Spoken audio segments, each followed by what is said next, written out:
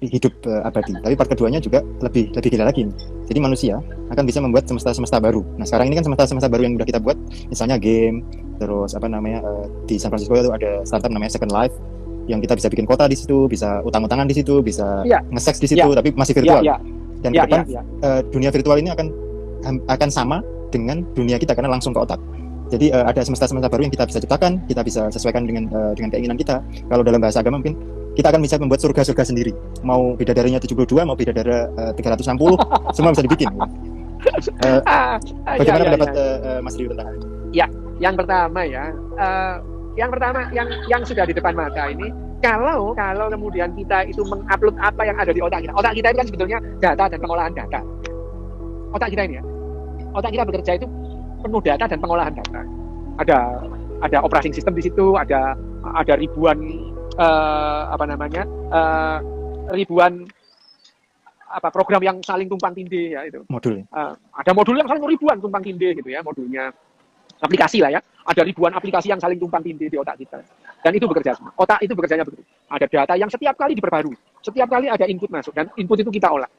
Input itu kadang-kadang bisa berupa ilusi macam-macam. Nah, kalau misalnya sekarang ini dalam waktu dekat ini,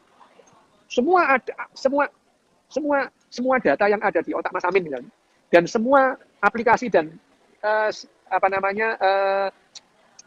operating sistemnya itu terpetahkan persis punya Mas Amin, ya.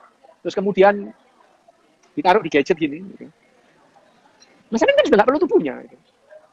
Nggak perlu tubuh, gitu. Nggak perlu tubuhnya, karena yang namanya saya perlu tubuh saya ini, karena dalam rangka menjaga otak saya tetap bekerja. Gitu.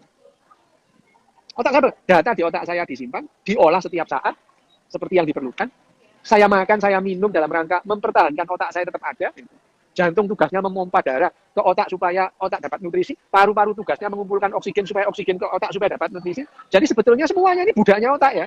Jantung, paru-paru. Meskipun otak juga mempunyai kepentingan menjaga paru-paru tetap sehat. Ada ya pusat detak jantung ada di batang otak, pusat nafas juga ada di batang otak. Semuanya bekerja. Saya makan adalah dalam rangka otak saya tetap bekerja. Kalau nanti misalkan seperti Mas Amin tadi, otak saya ini semua sudah terpetakan dengan persis, kemudian di-download, kemudian di-uploadkan di gadget ini, saya kan nggak perlu makan lagi. Gitu. Saya nggak perlu badan saya. Kalau seandainya saya kepingin ngerasa soto Lamongan misalnya ya itu hanya perkara data dan pengolahan data. Saya tahu persis itu. Teksturnya, poyanya itu tahu persis itu ya itu. Orgasme, masalah kecil itu rasanya itu gampang gitu. Ya. Terus itu adalah masalah data dan pengolahan data. Itu kalau ditaruh di gadget itu. Lah kalau seandainya data dan pengolahan data tadi itu terus ditaruh di cloud, kita ada di mana? Ada di mana-mana. Selain immortal, kita juga dari transenden itu. Transenden itu ada di mana-mana. Dan kita tidak terlibat dengan kehidupan ini. Tidak lagi imanen kita transenden gitu. Ya, jadi kita tidak ada beruang makan ular atau dimakan ular, kita lihat aja, kita senyum-senyum aja. Ya udah itu kita nggak ikut-ikut. Nah, itu yang jadi yang akan merubah semua konsep kita tentang kehidupan ini gitu.